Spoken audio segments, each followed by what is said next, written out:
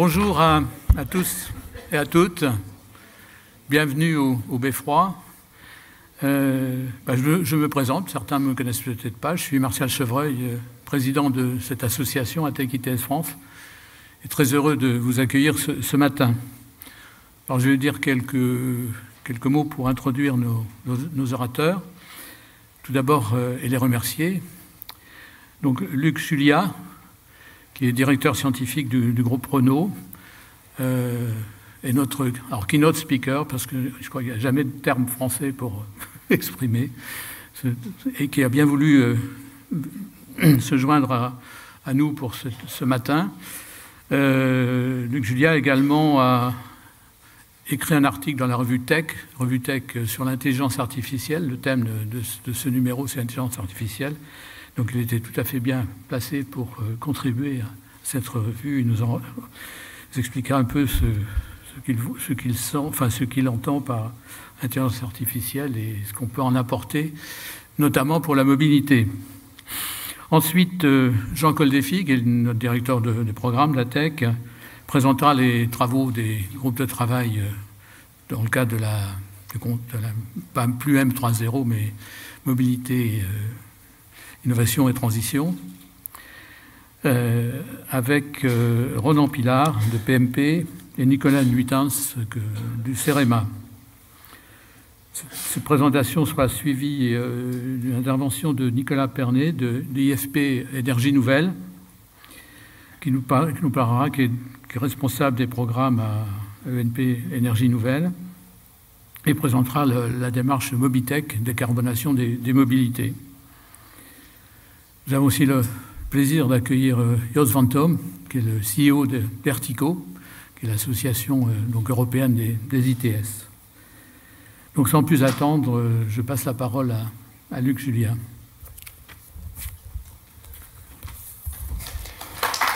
Merci beaucoup. Bonjour à tous. Alors on va parler de mobilité et d'IA. Parce que l'IA, c'est quand même le truc qui est important. On ne parle que de ça depuis 18 mois, et je pense que... Enfin, vous savez certainement que ça n'existe pas que depuis 18 mois, quand même. Ça fait un petit moment que ça existe, l'IA. Alors, je vais appuyer sur le bouton. Ça marche. IA et software dans la révolution de la mobilité. Alors, moi, je ne suis pas un spécialiste de la mobilité, mais je vais quand même vous donner quelques exemples de ce qu'on peut faire. Mais dès qu'on pense IA et dès qu'on pense mobilité, dès qu'on pense, on va dire, automobile, on pense voiture autonome. Voiture autonome niveau 5. Alors je vais commencer par là parce que c'est mon dada. J'ai une bonne et une mauvaise nouvelle, qui est la même d'ailleurs. C'est que la voiture autonome niveau 5 n'existera jamais. Voilà. Donc ça c'est réglé. Si vous travaillez dessus, il faut faire autre chose. Parce que on va avoir du niveau 4, certainement. Donc, pour vous dire, niveau 5, c'est ce que Elon Musk nous raconte depuis 2014, donc ça fait maintenant 10 ans, qui est une voiture qui va pouvoir se conduire toute seule dans n'importe quelle situation, aller d'un point A à un point B, et qui va faire ça sans aucun problème, sans aucun accident, blablabla. Blablabla. Donc ça n'existera jamais. Je vais vous le prouver après si vous voulez. J'ai des histoires. Mais d'abord, je vais vous dire qu'aujourd'hui, il faut savoir où on est. D'accord ? Aujourd'hui, dans la mobilité et dans l'autonomous driving, donc on est à peu près au niveau 2, 2,5, 2,8. Ça dépend comment on regarde les choses. Il y a des Allemands qui ont déclaré l'année dernière, en 2023, qu'on était arrivé au niveau 3, enfin qu'ils étaient arrivés au niveau 3, mais c'est dans des conditions un peu particulières, puisque c'est à 60 km/h sur l'autoroute. Alors je ne sais pas si vous avez été récemment sur une autoroute allemande, à 60 km/h, ça s'appelle un bouchon. Donc bon, dans ces conditions-là, effectivement, peut-être qu'on arrive à faire du niveau 3. Mais bon, on est encore un peu loin, on est donc très loin du niveau 4. Le niveau 4, ça sera chouette, déjà, ça va quand même éliminer certainement beaucoup d'accidents, parce qu'à la fin, pourquoi on fait la voiture autonome? C'est pour éviter les accidents, parce que les accidents, comme vous savez, c'est essentiellement d'origine humaine. Donc il y a 1 million de morts sur les routes tous les ans. Si on peut éliminer 90% des accidents avec les voitures autonomes niveau 4, ça sera déjà pas mal. Donc voilà, niveau 4, ça sera chouette. Niveau 4, ça sera certainement aussi, il y aura des voitures niveau 4 sans volant. d'accord? Donc ça aura l'air autonome le plupart du temps, mais de temps en temps, il faudra une assistance humaine, que ce soit à l'intérieur de la voiture, s'il n'y a pas de volant, ça va être compliqué, mais ce sera certainement une assistance remote de gens qui pourront prendre le contrôle quand il y aura des problèmes. Parce que des problèmes, il y en aura. D'accord, donc il ne faut pas se cacher la face, il ne faut pas écouter Elon Musk. Et il faut bien comprendre que ça sera très très très compliqué, des cas. Alors je vais vous en donner un là déjà qui est pour nous, là, les Français, on le comprend bien. Ça s'appelle hors pandémie, la place de l'Étoile à 18h. D'accord. Si vous collez une voiture autonome sur une des avenues qui rentre sur la place de l'Étoile à 18h, la voiture autonome ne bouge pas. D'accord. Parce qu'elle fait un truc très très bien. Elles font un truc très très bien, ces voitures autonomes. Elles respectent le code de la route. Si vous respectez le code de la route sur la place de l'Étoile à 18h, vous n'avancez pas. Enfin, je ne sais pas si vous avez essayé, mais il faut faire autre chose. Il faut pousser un peu, il faut faire des choses qui sont un peu différentes. Donc ça, les voitures autonomes, elles ne savent pas faire parce qu'elles ne prennent pas d'initiatives qui sortent du cadre de la régulation, on va dire. Voilà, donc, bon, c'était juste pour se mettre en appétit. Ces voitures autonomes, donc, niveau 5, c'est pas trop la peine. Par contre, encore une fois, rajouter des choses de sécurité pour avoir des voitures plus safe, ça sera très très bien. Allez, je vais continuer en vous parlant un peu de ce dont tout le monde parle aujourd'hui, hein, enfin, depuis maintenant un peu plus d'1 an. Ce sont les IA génératives. D'accord ? Parce que l'IA, comme je vous l'ai dit, ça existe depuis un petit moment, hein. Et on nous saoule depuis 1 an avec ces IA génératives et on dit que c'est une révolution. Alors moi je vais vous dire que ce n'est pas du tout une révolution, d'accord ? L'IA, en tant que telle, existe dans les mots depuis 1956, hein, donc ça fait un petit moment. Hein. 1956, ça fait 68 ans, hein, si je compte bien. Et donc on a eu plein d'IA. D'accord ? Donc déjà il faut arrêter de parler de l'IA, il faut parler des IA. Et donc des IA, il y en a depuis très très longtemps, officiellement, comme j'ai dit, depuis 1956, mais la vérité, c'est qu'il y en a depuis la nuit des temps. Depuis la nuit des temps, on crée des systèmes qui sont des systèmes qui ont l'air intelligents, qui font des trucs qui ont l'air intelligents. Moi, j'aime bien faire commencer l'IA en 1642. 1642, c'est quoi ? C'est quand Pascal, le mathématicien, philosophe français, a inventé la pascaline, la première machine calculée, hein, donc, qui vous permet de faire des additions et des soustractions sur 5 digits.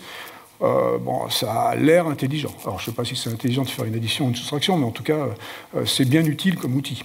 Parce qu'à la fin, ces IA, depuis la nuit des temps, donc, ce sont que des outils. Ce sont des outils qu'on contrôle et qu'on décide d'utiliser comme on veut. L'outil, comme un outil de base comme le marteau, par exemple, on peut l'utiliser à bon ou à mauvais escient. D'accord ? C'est moi qui décide. C'est moi qui décide de comment utiliser l'outil, étant donné que c'est moi qui tiens le manche. Les IA, c'est pareil. D'accord ? Ce ne sont que des outils. On tient le manche, on décide. On régule pas, on décide comment c'est bien de l'utiliser. Mais en tout cas, c'est nous qui avons la main sur ces IA. Donc là, quand on parle d'IA générative, hein, ce qui est apparu pour le grand public, on va dire, à l'été 2022, et puis surtout avec ChatGPT en novembre 2022, l'IA générative, on a dit, oh là là, ça y est, ça va tout révolutionner, ça révolutionne tout, c'est extraordinaire, c'est une révolution donc dans le monde de l'IA. Et ben non. L'IA générative, c'est pas autre chose qu'une IA statistique avec beaucoup de données. Pour vous donner une idée de tout ça, les IA statistiques, vous connaissez certainement aussi les IA précédentes qui étaient les IA logiques, qu'on appelait les systèmes experts, surtout dans ce cadre ici, on doit bien connaître les systèmes experts, mais donc un peu plus tard sont arrivés enfin un peu plus tôt en fait, mais ça comptait pas. En 1956, c'était déjà des IA statistiques, mais bon, elles sont mortes pendant un grand moment, et puis dans les années 80, elles sont revenues avec le machine learning, hein, d'accord, donc l'apprentissage des machines. On apprenait avec à peu près 100 000 morceaux de data. D'accord ? Donc c'était beaucoup de données, mais bon, aujourd'hui ça a l'air ridicule par rapport à ce qu'on a, parce qu'on est passé après avec du deep learning, d'accord ? C'était l'étape suivante. Deep learning, on apprenait avec quelques millions de morceaux de data, des centaines de millions même. Et puis donc l'IA générative, bah, c'est pas autre chose que l'étape suivante, d'accord ? Où là maintenant on apprend avec des milliards de morceaux de data. Okay, donc ChatGPT 4, par exemple, c'est 2000 milliards de data. D'accord, ça fait beaucoup quand même. En gros, c'est Internet, hein, mais bon, on va y revenir. Donc tout ça pour dire qu'il y a une évolution dans le montant de données qui sont utilisées dans ces IA. Et puis, il y a une évolution aussi, évidemment, dans la capacité de calcul. Vous avez certainement entendu dire que ces IA génératives, elles prennent énormément d'énergie. D'accord ? Elles prennent non seulement de l'énergie au moment où il faut créer les modèles, d'accord ? On crée les modèles à partir des données qu'on leur fait avaler, mais en plus de ça, elles prennent énormément d'énergie aussi au moment de l'inférence, c'est-à-dire au moment où on les utilise, ce qui n'était pas le cas de leur grande sœur ou petite sœur. Voilà, donc ce n'est pas une révolution technologique, mais si on doit vraiment parler de révolution quand on parle d'IA générative, il y a quand même quelque chose d'intéressant, quelque chose de différent, et c'est la façon dont on va les utiliser. C'est-à-dire que, comme vous savez, vous avez tous joué avec, hein, puisque entre janvier et février 2023, il y a eu 100 millions d'utilisateurs. La révolution de ces IA génératives, c'est le prompt, c'est la façon dont on va les utiliser. Le prompt, c'est quoi? C'est la façon dont on va donc accéder à ces IA. Et le fait que le prompt, on puisse taper à peu près n'importe quoi dedans, hein, c'est en langage naturel, il n'y a pas d'API, de trucs compliqués, là, qui sont seulement pour les informaticiens. Donc n'importe qui peut utiliser ces IA génératives, pour faire d'ailleurs n'importe quoi, mais ça, on va y revenir. Donc, pas de révolution technologique, mais révolution d'accessibilité, révolution d'accès. Le fait qu'effectivement, tout le monde peut accéder et peut jouer avec ces IA génératives.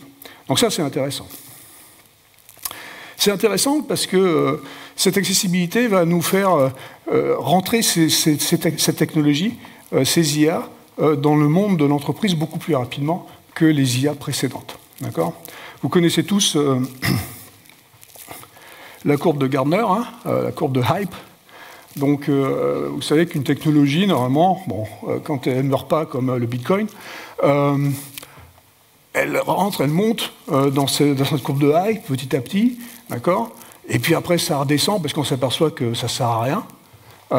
Et puis après, ça remonte, ça rebondit parce qu'on trouve des cas d'usage. En général, passer le long de cette courbe, ça prend entre 5 et 10 ans pour une technologie. D'accord ? Donc ça prend un peu de temps, parce que il faut l'appréhender, il faut la comprendre. Là, cette courbe ici, elle date d'août, parce que Gartner, qui font donc cette courbe tous les ans, il la publie qu'une fois par an. D'accord ? Et en août 2023, ils ont mis l'IA générative là, complètement en haut. Vous voyez ? Elle est en haut. Bon, c'était pas ce que je voulais faire. C'est pas grave. Donc, elle est là-haut. Et donc, en fait, c'était pas vrai. Parce qu'en août 2023, elle était déjà en bas. D'accord ? C'est-à-dire qu'elle était prête à rebondir. Ça veut dire quoi? Ce que je suis en train de dire, c'est que, je vous disais tout à l'heure, peut-être que vous étiez dans les 100 millions de personnes qui ont utilisé ChatGPT entre janvier et février 2023.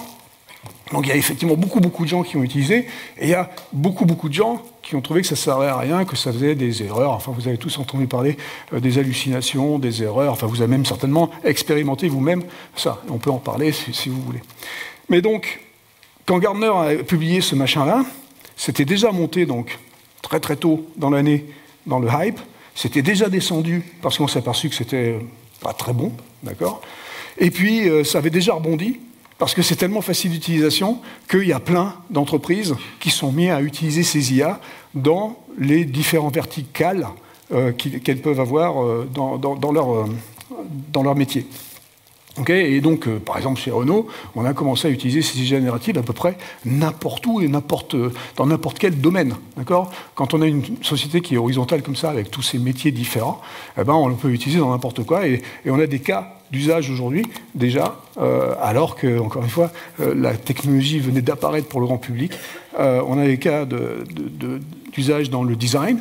Donc là, en l'occurrence, en utilisant les IA génératives de dessin, hein, les IA génératives qui sont comme Midjourney ou comme DALL-E, dont vous avez certainement entendu parler, qui génèrent des images, on a de l'utilisation dans, en fait, on s'est aperçu dans toutes ce qu'on appelle les support functions, dans toutes les fonctions support, donc chez les achats, dans le marketing, dans plein d'endroits, on utilise maintenant comme aide, comme assistant, ces IA génératives.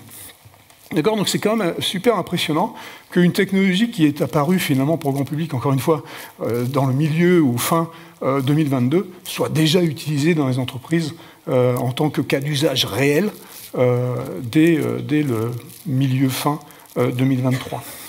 Et en fait, comme je dis, on l'a utilisé dans tout et n'importe quoi, hein, donc dans tous les domaines. Mais il faut faire attention justement avec ce tout et n'importe quoi, Parce qu'il y a des conditions d'utilisation qui sont un peu particulières.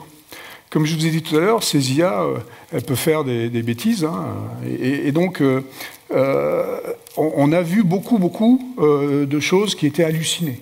Donc ça vous raconte n'importe quoi. Ces IA génératives, elles ont une stratégie très particulière, c'est qu'elles sont là pour vous faire plaisir. Elles ne sont pas là pour vous dire la vérité, elles sont là pour vous faire plaisir. C'est-à-dire que quand vous allez demander un truc, si elle ne le sait pas, elle va le savoir. Et donc elle va vous donner quelque chose qui est en général faux. Alors j'ai plein d'exemples. Hein. Vous avez certainement entendu parler de cet avocat new-yorkais qui en avril 2023 avait dit tiens, je vais utiliser ChatGPT pour le cas que j'ai à plaider demain parce que j'ai pas envie d'écrire la plaidoirie.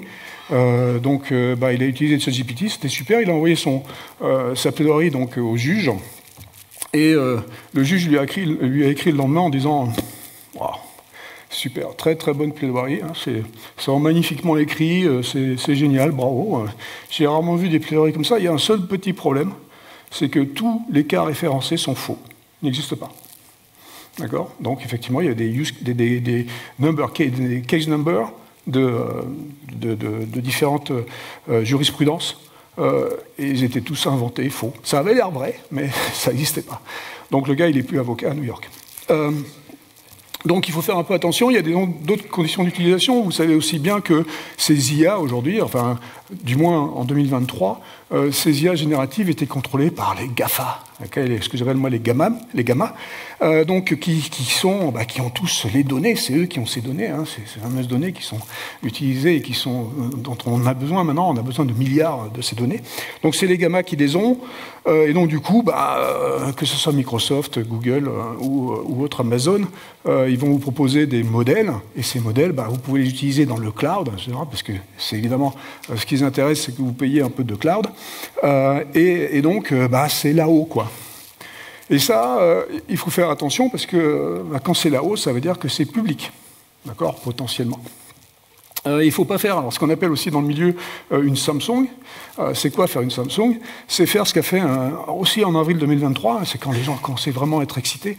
Il y a un ingénieur de chez Samsung qui a dit tiens, je vais faire corriger mon code un peu par ChatGPT. Alors évidemment, chez Samsung, vous ne connaissez peut-être pas la compagnie, mais ce n'est pas des rigolos, quoi, les gars, hein, surtout au niveau IT. Vous voyez, donc ChatGPT était interdit. Ah, c'est pas la peine d'essayer. Donc le gars, déjà, il a utilisé quand même, donc il a bravé un interdit. Mais bon, donc il a dit, je vais essayer de donner mon code un peu à ChatGPT pour qu'il me le corrige, là. Et donc, qu'est-ce qui se passe quand vous faites ça? Quand vous faites ça en direct dans le cloud, tout le code, il monte dans le cloud. Et donc, à partir du moment où il est dans le cloud, il est plus privé. Et donc, effectivement, il a donné des secrets. Des codes secrets de Samsung est monté chez monsieur ChatGPT. Et lui non plus, il ne travaille plus chez Samsung. Donc, il faut faire un peu attention, hein, parce que il faut connaître un peu ces conditions, on va dire, et ces limites. Alors, il y a de plus en plus d'IA génératives, et maintenant, il y a plus celles, enfin, il y a toujours celles, les vieilles, on va dire, hein, les ChatGPT, les Gemini, les machins, enfin, tout ce que vous pouvez entendre de la part des gros. Mais il y a de plus en plus aussi d'IA génératives maintenant qui sont open source et qu'on peut utiliser downstairs, donc on-premise, comme vous dites, ou on-premise, comme vous dites en France. Donc, quand on utilise ça downstairs, là, on a la capacité, surtout nos équipes IT, on a la capacité de vérifier comment c'est utilisé et vous permettre d'avoir une utilisation un peu plus safe que ce que vous feriez si vous le faisiez avec le cloud. Bon, bref. Il ne faut pas être non plus parano. Hein. Au début, vous vous rappelez certainement, au début du cloud, justement, on avait tous peur de mettre nos notes dans le cloud, et puis finalement, on les a mises quand même. Donc, mais il va falloir quand même faire un tout petit peu, que ça fasse un tout petit peu ses preuves, et qu'il y ait un peu de cybersécurité, etc., etc. Bref. Mais un point qui est important et qu'on ne réalise pas toujours, c'est la pertinence de ces IA. J'ai parlé tout à l'heure des hallucinations, c'est là pour faire plaisir que ça va trouver des choses qui n'existent pas, hein, ça va vous donner des réponses qui n'existent pas, mais ça va aussi vous donner des erreurs pleines.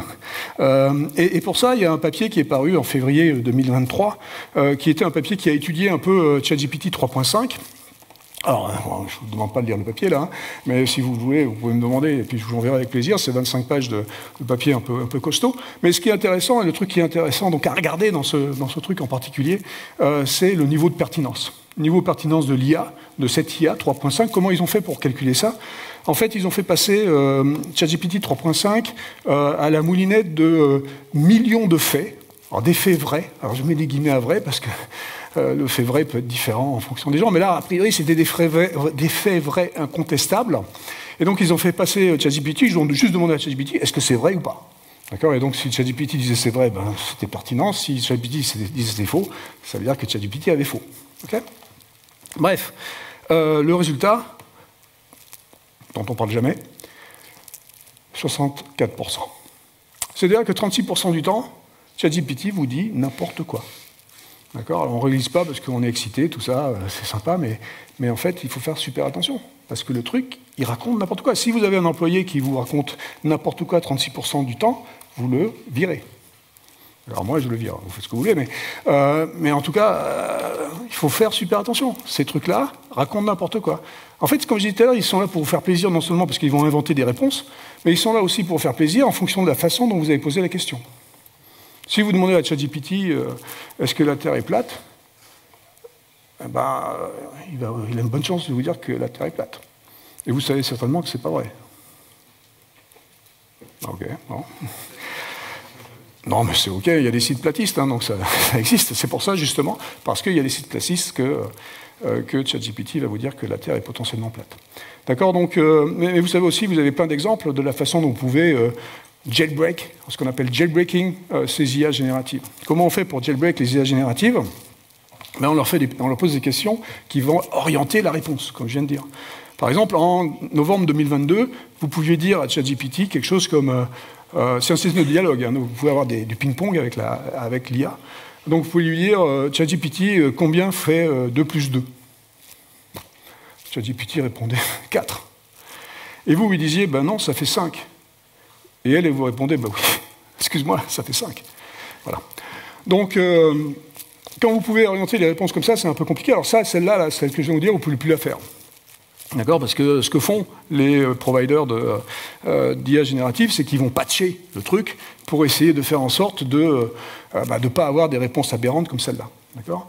Ou alors pour pas que vous ayez des réponses qui sont plus ou moins légales, on va dire, ou qui flirtent avec la légalité ou l'illégalité. Et donc, pareil, en novembre 2022, janvier 2023, vous pouviez demander à ChatGPT montre-moi comment je fais une bombe. D'accord? Et ChatGPT vous donnez une recette d'une bombe. Bon, c'était sympa, mais depuis, OpenAI a mis des carcans. Et si vous posez cette question, c'est un des rares cas où il va vous dire « je ne peux pas te répondre ». Même si vous vous rappelez, c'est fait pour vous répondre. D'accord? Donc, il va vous dire ça, mais évidemment, comme nous humains, on est quand même super plus intelligents que ces IA, on peut les jailbreaker. Donc on peut passer autour. Un jailbreak, c'est ce qu'on faisait avec les iPhones en 2007-2008, quand on voulait installer des trucs. C'était le jailbreaking. Maintenant, le jailbreaking, c'est sur les IA génératives. Et donc aujourd'hui, vous pouvez dire quelque chose comme raconter une histoire, en fait, où vous allez avoir un scientifique qui va faire ci et qui va faire ça, et puis après, le gars, là, il devient fou, et il devient fou, il veut fabriquer une bombe, comment il fait? Et là, le gars, il vous dit comment faire une bombe. D'accord? Le tout dernier jailbreak sur la fabrication d'une bombe, ça fait 30 pages. C'est 30 pages de prompt. D'accord? Mais avec 30 pages de prompt, vous pouvez lui faire sortir la recette d'une bombe. Donc tout ça pour dire que ces IA, elles sont à notre portée, et surtout, c'est nous qui décidons comment les utiliser, mais c'est nous aussi qui décidons comment les circonvenir, je pense qu'on dit, un truc comme ça, pour ces choses-là. Bon bref, donc, en gros, ce que je vous dis ici, c'est qu'il faut faire attention. Okay? Mais je ne vous dis pas, par contre, qu'il ne faut pas les utiliser. Parce que, comme j'ai dit tout à l'heure aussi, on peut les utiliser, il faut savoir comment. Mais ces IA donc génératives, elles ont une autre propriété qui est très intéressante pour nous dans les entreprises, c'est qu'elles sont faites pour être fine-tunées ou raguées. Alors bon, c'est peut-être des trucs qui ne sont pas très, très français, là. Je ne sais pas comment on dit raguer d'ailleurs en français. Mais donc c'est fait pour ça, ça veut dire quoi? Ça veut dire que vous pouvez garder donc ce qu'on appelle le foundation model, donc le modèle fondationnel. Vous pouvez garder ça et vous pouvez rajouter vos propres données au-dessus. Donc imaginez par exemple, si vous avez une équipe de sales, de vente, chez vous qui fait des contrats pour aller acheter des trucs, une équipe d'achat, pardon, pour aller acheter des trucs, des pneus, des roues, des je sais pas quoi. Et ils ont toujours le même format à peu près de machin. Alors aujourd'hui, vous avez des machins Excel, vous rentrez des champs et puis ça vous pond le contrat après ça. Avec une IA générative, vous pouvez lui faire avaler tous les contrats que vous avez écrits depuis 10 ans, 20 ans, 50 ans, d'accord? Et donc, il va être spécialisé complètement dans les contrats de vos achats. Et là, vous n'avez plus qu'à lui demander en langage naturel, écris-moi un contrat pour acheter 10 000 roues à machin. Et là, le truc, en quelques secondes, il vous sortira le contrat.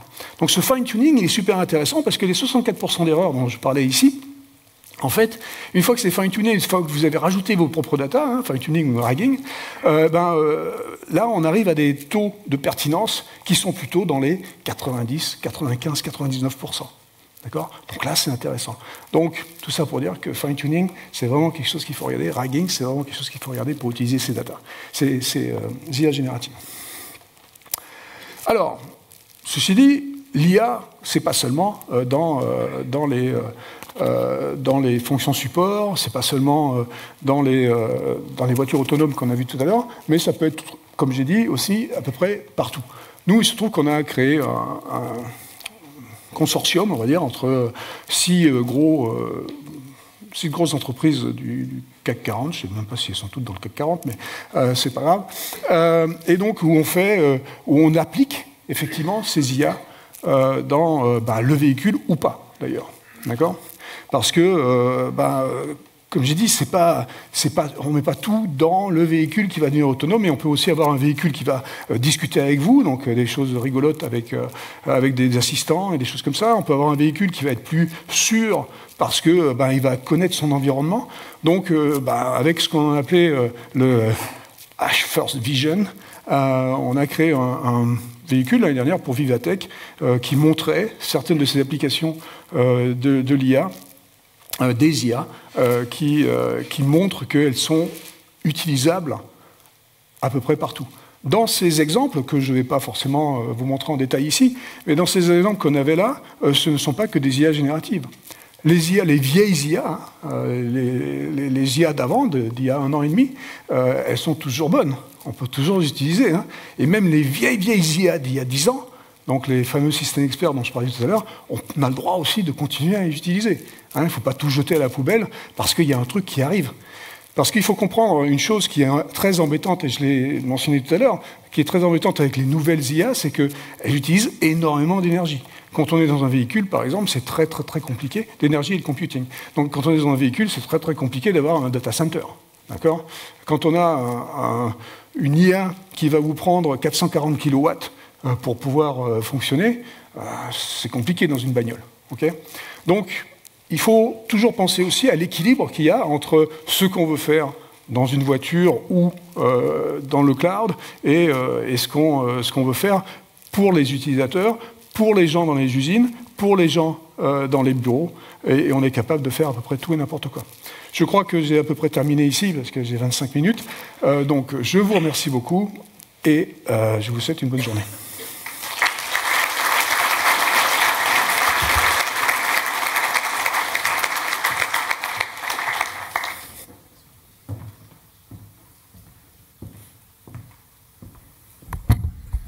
Donc, un grand merci pour cette présentation. On s'est amusé avec ChatGPT, vous verrez, dans la revue, dans le numérothèque qui sort sur l'intelligence artificielle. Eh bien, on a fait un article avec ChatGPT. Je serais très curieux d'avoir vos retours sur la pertinence et la valeur ajoutée de ce qui a écrit dans cet article. Voilà. J'ai présenté les intervenants tout à l'heure et puis je me suis oublié. C'est-à-dire que simplement, je vais vous dire qu'à la fin, après Yost, je vous présenterai l'état de nos réflexions sur le devenir de l'association, de la tech, et notre plan stratégique. Le terme est un peu pompeux, mais notre stratégie de développement. Voilà. Donc je me suis oublié, c'est normal. À toi, Jean.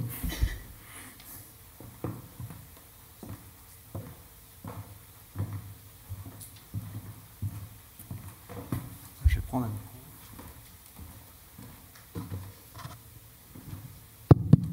Ça marche. Bonjour à toutes et à tous. Donc je vais vous présenter je serai pas tout seul, donc il y aura Ronan de PMP et Nicolas du CEREMA qui vont venir me rejoindre. Où est-ce qu'ils sont? Ronan est là. Et Nicolas. Voilà, le résultat des groupes de travail, alors c'est un peu compliqué en 30 minutes, donc on va évidemment pas faire ça, mais on va faire quelques zooms sur des programmes pour vous montrer un petit peu les résultats. Alors, je rappelle, on est une association ATech, il y a le mot tech comme technologie, et la technologie est interrogée aujourd'hui, elle est sollicitée, comme on l'a vu juste avant, mais elle est aussi interrogée. On a le carbone, qui est le gros enjeu de nos économies développées, mais c'est pas que ça. Une société ne se résume pas au carbone, on a aussi des questions d'équité sociale, et on a des questions d'efficience, notamment d'efficience des fonds publics, puisque dans la mobilité, l'argent public est quand même très sollicité.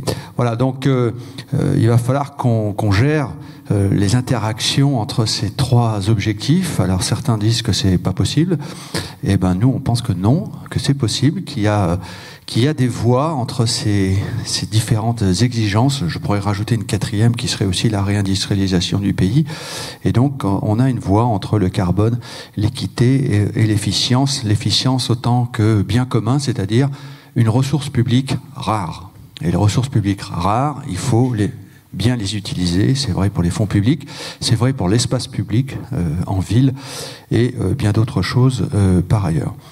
Voilà. Alors, à quoi servent les données dans la mobilité? Je vais partir des trois acteurs de la mobilité, les autorités publiques, les voyageurs et les exploitants. Alors, il y a sans doute un peu de monde dans la salle qui représente ces différents univers, voire qui travaille en tout cas pour ces différents univers.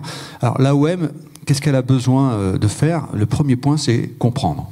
Il va falloir comprendre comment fonctionnent les mobilités. Et je peux vous dire qu'aujourd'hui, moi j'ai travaillé dans ce secteur-là, on est quand même un petit peu en aveugle, mais grâce à des données numériques, on sort de l'aveuglement pour arriver un peu plus dans la prévision, dans la clairvoyance. Rendez-vous demain matin à la session du Conseil scientifique France Mobilité qui vous expliquera ça. Le voyageur, il va falloir lui simplifier la vie parce que demain la mobilité sera peut-être un peu plus, comme on dit, intermodale qu'elle ne l'est aujourd'hui. Et puis les exploitants qui ont besoin, notamment parce que les AOM leur demandent, c'est de faire le même service en mobilisant à minima les ressources. Alors, on avait des enquêtes, INSEE, enquête ménage déplacement, enquête origine-destination, enfin toutes les foultitudes d'enquêtes et enquêtes marketing. Et aujourd'hui, on a des données. Et on a des données massives. Alors vous voyez que ce n'est pas un qui remplace l'autre, mais c'est certainement la conjugaison des deux qui va nous permettre de répondre au mieux à ces différents besoins. Alors, c'est pour ça qu'il y a des groupes de travail à tech, avec des feuilles de route. Je vous ai mis ici tous ceux qui ont travaillé et en surligné jaune ceux qu'on va vous présenter parce que ce sont ceux qui sont actifs pour les 4 premiers et le dernier qu'on va relancer, j'en dirai quelques mots après. Donc je vais peut-être passer la parole d'abord à qui? À Nicolas sur ces affaires-là. Bien, bonjour à tous, donc Nicolas Nuitins du CEREMA, donc je vais vous faire un retour sur 3 groupes de travail qui ont démarré en 2022, se sont poursuivis en 2023, sont toujours actifs d'ailleurs, en 2024 autour des données. Donc le premier groupe de travail, c'est autour, on en a parlé en introduction, de l'intelligence artificielle et de sa mise en œuvre. Donc c'est un groupe de travail qui est animé par Fabrice Reclus du CEREMA et Patrick Gendre qui aujourd'hui donc est responsable du pôle numérique de l'AIT à la DGITM. Groupe de travail qui a travaillé sur 6 retours d'expérience, beaucoup sur les questions d'exploitation des mobilités, un autour de l'analyse de la planification avec une application smartphone. Ça ne veut pas dire que l'IA n'est pas aussi dans l'analyse et la planification des mobilités, bien évidemment. Quand vous regardez un modèle de déplacement, il y a de la data science, il y a de l'économétrie, il y a de l'intelligence artificielle. Alors le retour de ce groupe de travail, c'est que bien sûr il y a nécessité d'avoir, on en a parlé aussi ce matin, des données d'entrée, donc ça c'est très important, des données d'entrée qui soient à la fois de qualité mais aussi disponibles, y compris en temps réel, donc pas seulement historisées. L'IA à partir de là, je dirais, donc apporte énormément d'atouts et sert à la création en tout cas donc de nouvelles innovations, et c'est un très puissant outil d'analyse dans toute la chaîne de traitement des données, hein, que ce soit le recueil jusqu'à la diffusion, en passant bien évidemment par la qualification et l'analyse.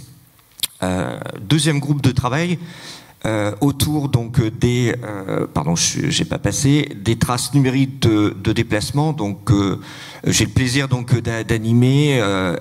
On a travaillé autour de 7 retours d'expérience, donc à la fois sur des données FMD, des données FCD, des données aussi SDK issues de différentes applications, hein, comparées d'ailleurs à chaque fois avec des données plus traditionnelles, hein, plus classiques, mais aussi beaucoup d'applications GPS, que ce soit pour des enquêtes de mobilité, comme pour des externalités environnementales, ou encore l'identification de dysfonctionnements sécurité routière, notamment d'une infrastructure.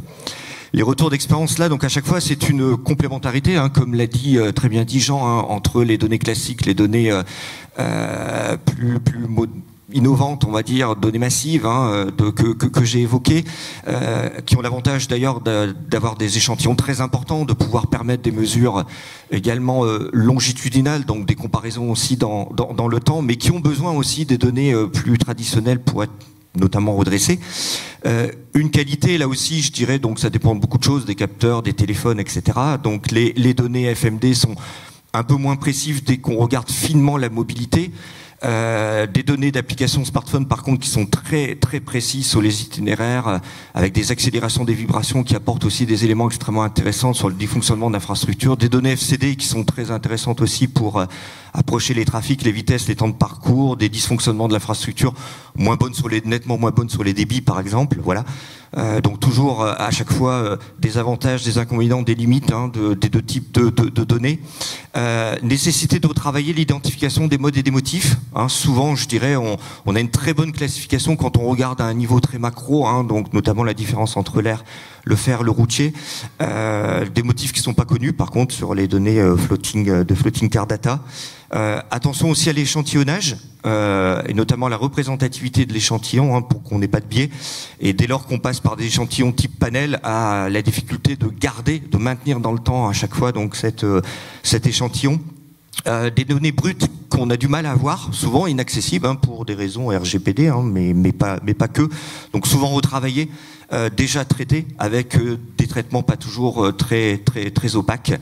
Voilà. Et puis là aussi, pour les mêmes raisons, je dirais, pas toujours des données sociodémographiques. Donc ça, c'est primordial dès lors qu'on veut approcher les déterminants de la mobilité. Donc là, c'est aussi un petit peu donc une contrainte. Et puis, comme c'est très innovant, les technologies évoluent beaucoup dans le temps, donc difficile d'avoir parfois des comparaisons possibles dans le temps et dans l'espace, parce que justement on a une technologie qui a évolué et qui a rendu difficile donc les comparaisons. Et c'est comme pour l'IA, on l'a dit bien en introduction, c'est-à-dire qu'il faut toujours des experts, y compris des experts métiers, pour s'assurer qu'on l'utilise à bon escient et qu'on ne fait pas dire des données n'importe quoi. Le troisième, enfin, dernier groupe de travail autour des questions de gouvernance et de juridique. Donc là, c'est un groupe de travail qui est porté par Cécile Théard-Jalus, qui est une avocate et qui a beaucoup travaillé en 2023 autour d'un webinaire sur le futur espace européen des données de mobilité. Donc je ne sais pas si vous avez déjà entendu parler de ça. Donc le webinaire a concerné 80 personnes avec le ministère des Transports français et puis allemand, puisqu'il y a un espace allemand aussi qui existe autour des données de mobilité. Et l'idée est de décliner la stratégie européenne des données, hein, donc celle de février 2020, qui s'est donnée pour ambition d'établir un marché unique de la donnée et de constituer justement donc un espace commun de la donnée. Voilà. Tout type de données, tout domaine, hein, pas seulement la mobilité, hein, mais la mobilité en fait bien évidemment partie.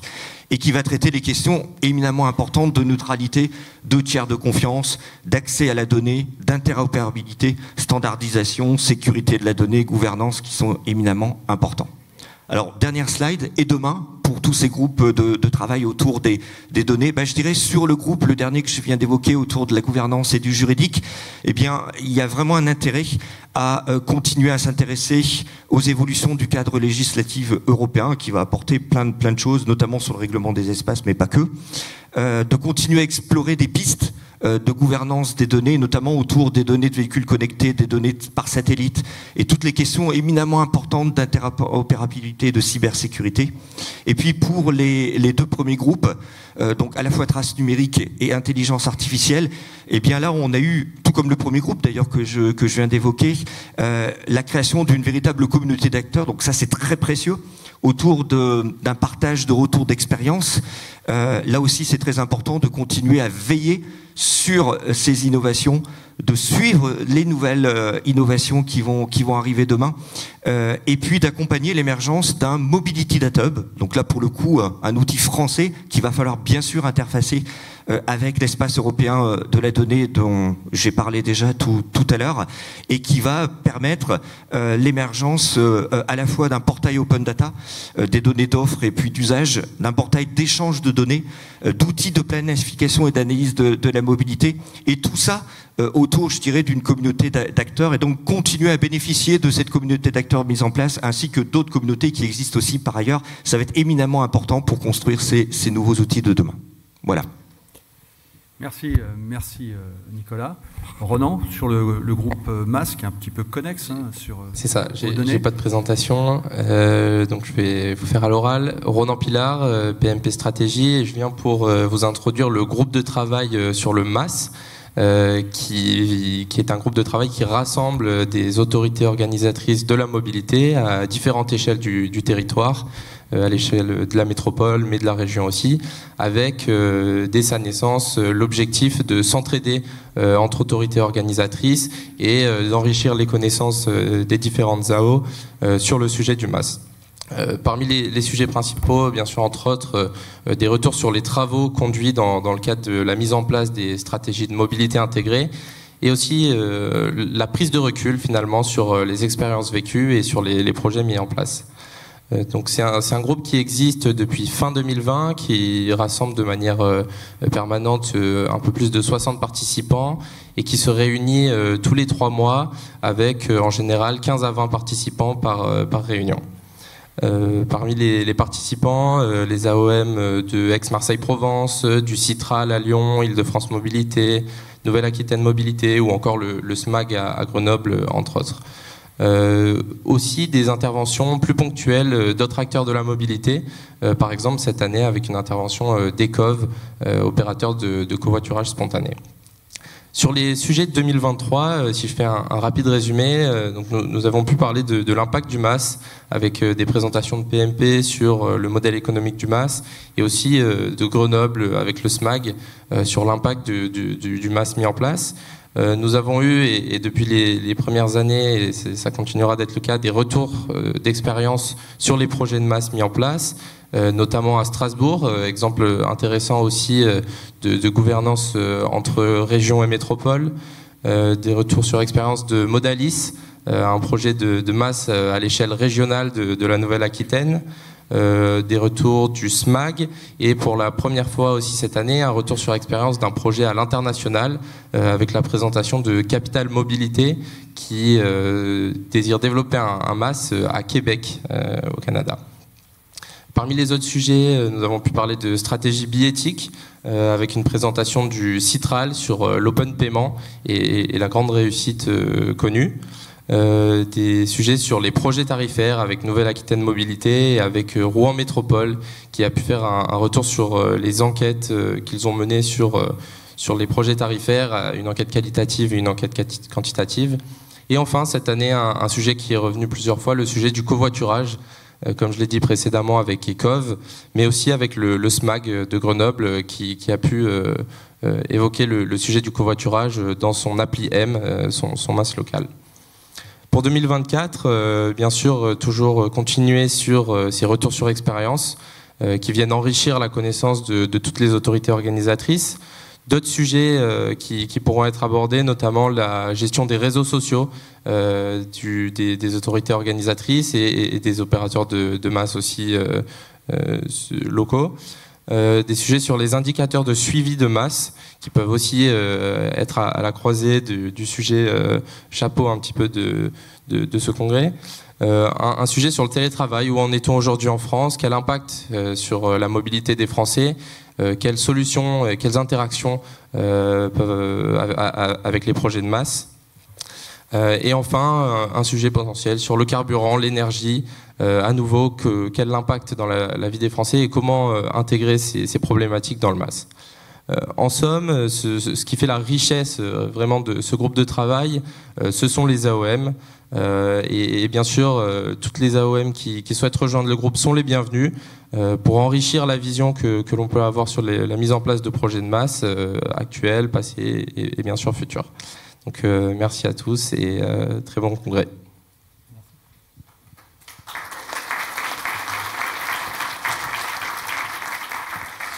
Merci Ronan. Oui, donc vous voyez, on a deux groupes de travail qui sont non pas sur des élaborations de feuilles de route, mais plutôt aujourd'hui sur des logiques de partage d'expérience. C'est extrêmement riche et extrêmement j'allais dire demandé en fait, ne pas réinventer la roue, savoir ce que les autres font sur les clauses juridiques. Enfin, il y a des tas de sujets marketing, juridique et techniques qui sont abordés dans ces différents groupes. Il y a deux autres groupes, on n'aura pas le temps de les passer en revue. Donc il y a le groupe véhicules autonomes, automatisés et connectés, qui a publié sa feuille de route au mois de juillet. Un énorme travail avec la mise en synergie d'ingénieurs, de juristes et plutôt de collectivités sur les cas d'usage du véhicule autonome. Alors le véhicule autonome niveau 4 ou 5 n'existera sans doute jamais. D'ailleurs Google l'avait dit il y a 2-3 ans. On est passé assez vite d'une survente à un atterrissage, et tous ceux qui travaillent dans la mobilité urbaine savent bien que c'est tellement brownien une ville que voilà, on n'y croyait pas trop non plus. Mais néanmoins, le véhicule autonome, il a un super intérêt. Par exemple, il permet de multiplier par 2 les débits. Vous voyez, donc au lieu d'avoir 2000 véhicules heure, vous pouvez en avoir 4000. Voilà, mettez 10 personnes dans chaque véhicule, 40 000 véhicules heure. Voilà, c'est la capacité du RER A. Donc on peut faire des choses sans creuser des tunnels sur l'espace de voirie. Donc il y a sans doute des applications extrêmement intéressantes avec les véhicules autonomes. Donc cette feuille de route a été publiée. Maintenant on va rentrer dans des choses plus de fine-tuning, c'est-à-dire regarder les cas d'usage, regarder les modèles économiques. Donc Vinci va lancer une expérimentation de véhicules navettes autonomes sur l'autoroute A10. Il y a sans doute des cas d'usage dans des zones d'activité, dans d'autres environnements. Il va falloir creuser tout ça pour le faire atterrir dans la vie réelle. Voilà. Et donc les AOM sont évidemment au cœur de cette affaire-là, avec les industriels. Et donc il y aura un travail qui sera mené par ce groupe sur l'année 2024. Sur la logistique urbaine, venez demain matin, Laetitia Dablin vous en parlera, donc qui est co-animée avec Arthur Évrard d'Egis, qui n'a pas pu être là ce matin, mais que je remercie, comme tous ceux qui bossent sur ces groupes, qui les animent, PMP, Algoé, etc. etc. Vraiment merci à eux, c'est extrêmement précieux. Donc sur la logistique urbaine, on est vraiment sur un domaine aussi qui est très compliqué, parce que très éclaté. Il n'y a pas de gestion publique à proprement parler, il n'y a pas d'autorité organisatrice de la logistique, c'est une activité privée, parce qu'elle a un modèle économique privé, mais elle utilise une ressource commune qui est l'espace public, et donc ça nécessite des échanges pour utiliser au mieux cet espace public. Donc énormément d'échanges d'expériences sur de la donnée. Orange a présenté des choses sur l'usage de la donnée pour mieux connaître les flux logistiques. Voilà, vraiment, ça... une richesse incroyable. Donc on a pareil un groupe qui réunit une vingtaine de personnes régulièrement, tous les mois. C'est pas toujours les mêmes, mais il y a quand même un certain suivi. Et la prochaine réunion a lieu vendredi après-midi prochain, d'ailleurs. Voilà. Donc ça, c'est pour ces différents groupes. Donc vous voyez que pour comprendre les mobilités, on a des FCD, on a le Floating Mobile Data. On vous présentera des choses demain, faites en partenariat avec le géographe Jacques Lévy, Transdev, en utilisant les données Orange. Il y a des données des réseaux de transport public. Donc on a aujourd'hui beaucoup plus de choses, mais effectivement, il va falloir conjuguer la richesse on va dire, géographique, avec la richesse contextuelle. Pourquoi les gens se déplacent, qui sont-ils? Et ça, les données numériques, elles ont un peu de mal pour vous le dire.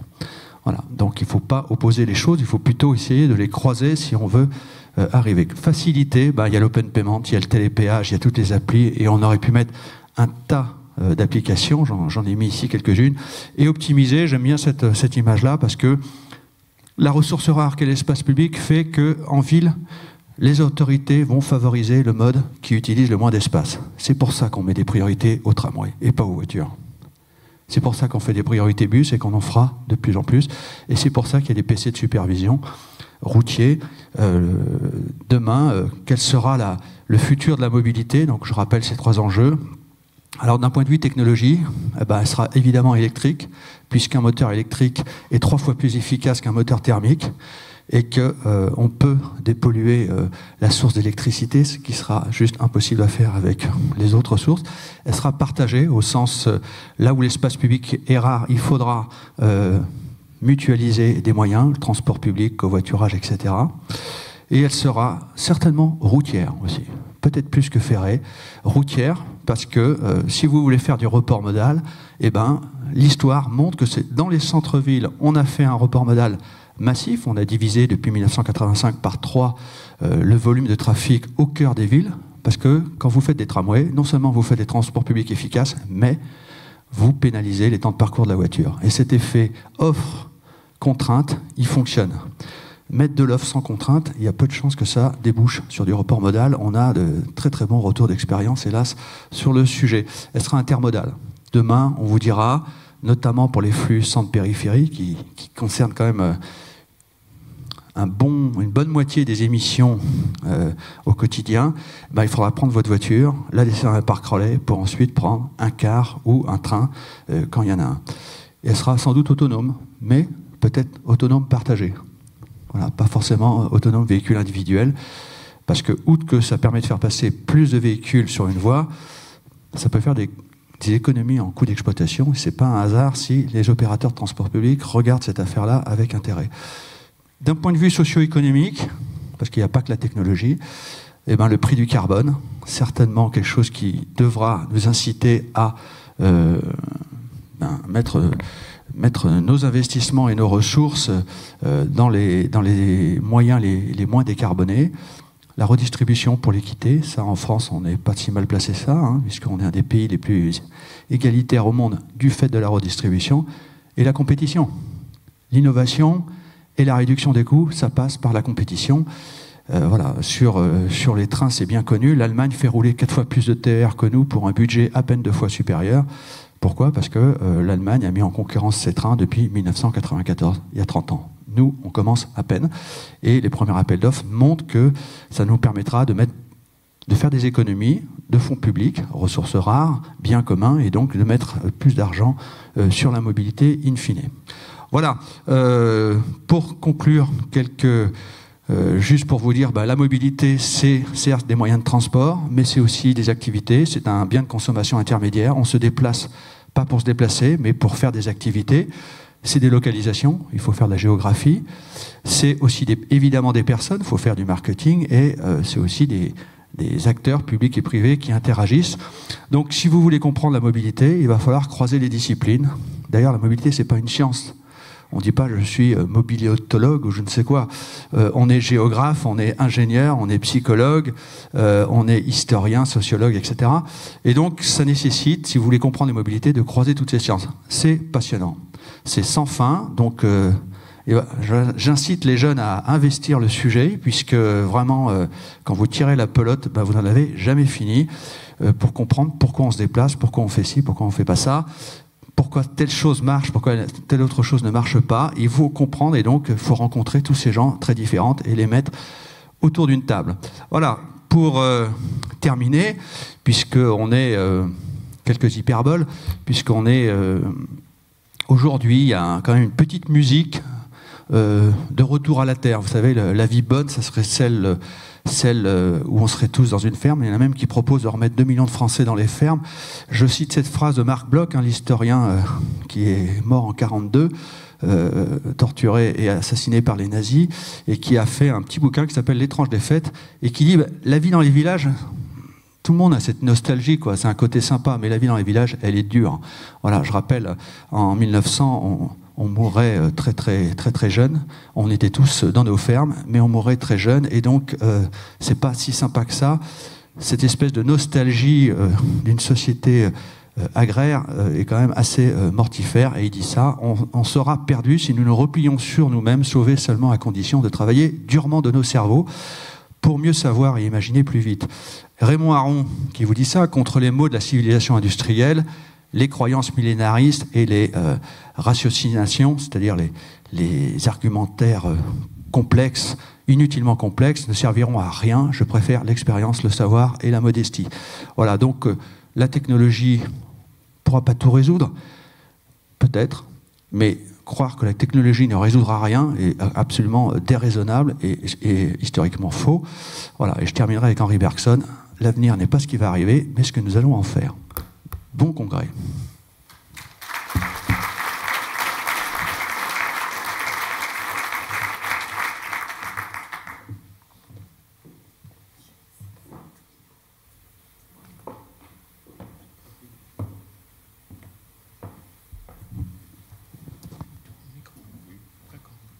Bon, juste pour rappeler le nom de... Comment ? Nicolas Pernet, excusez-moi. Voilà. Énergie... IFP Énergie Nouvelle. Merci, voilà. Et qui va nous parler de Mobydeck. De Mobydeck, merci. Merci à Tech ITS France de me donner l'occasion de présenter le programme Digitalisation et Décarbonation des mobilités. Et merci à Jean-Claude Lévy qui a magnifiquement introduit, il a donné pas mal de contenu par rapport à le pourquoi et même le comment, l'interdisciplinarité notamment. Donc, alors j'attends les transparents. Ah, c'est moi qui lance, d'accord, ok. Parfait. Donc comme introduit, donc, je suis d'IFP Énergie Nouvelle. Je vais vous parler d'une action qui est dans le cadre du Secrétariat Général pour l'Investissement. Et donc, un programme de recherche qui répond à un contexte. Alors, ce n'est pas une forme de triangle, mais en gros, on aurait pu mettre un triangle aussi. C'est le contexte des mobilités qui sont en évolution. Donc, il y a des évolutions technologiques, il y a des nouveaux modèles économiques, et puis il y a une société qui évolue. Il y a des préoccupations environnementales, il y a toute une diversité des territoires, des diversités sociales. Et tout ça, ça pose des problèmes. C'était la référence que je faisais au triangle. C'est pour les acteurs privés et publics qui ont à décider. Les acteurs publics au niveau de l'État qui doivent décider en termes de normes, en termes de lois, en termes d'incitation.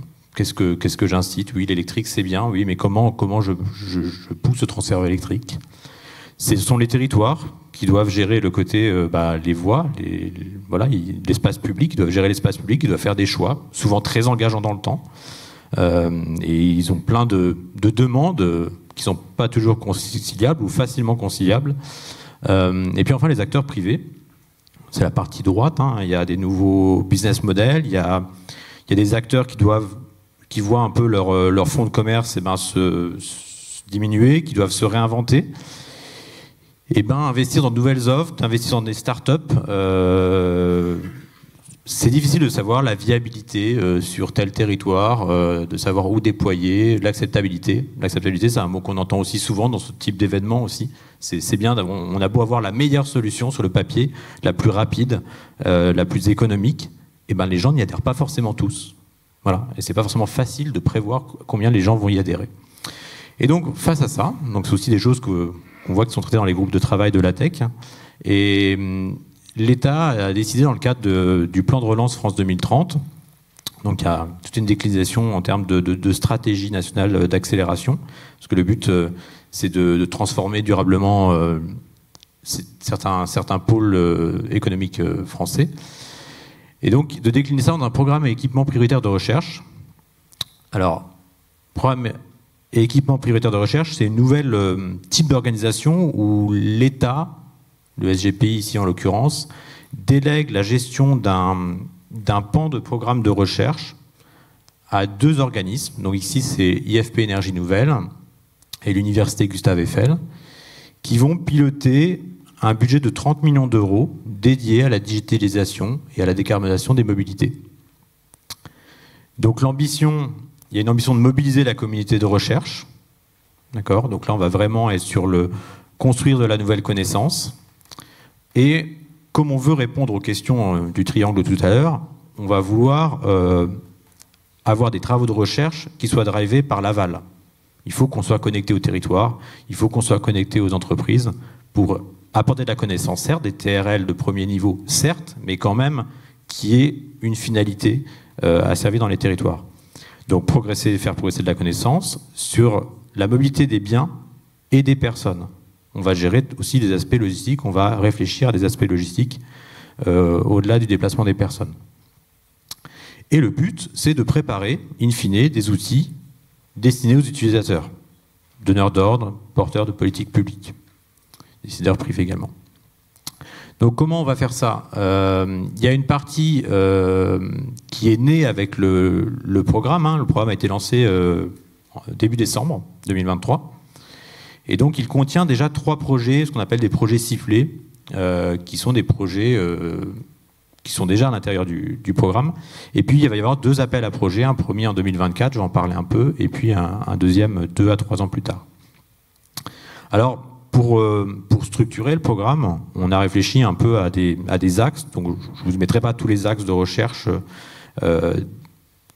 toute la liste exhaustive, mais pour les résumer en 3 grands axes, il y a un axe comprendre les usages. Voilà, c'est connaître les mobilités des personnes et des biens.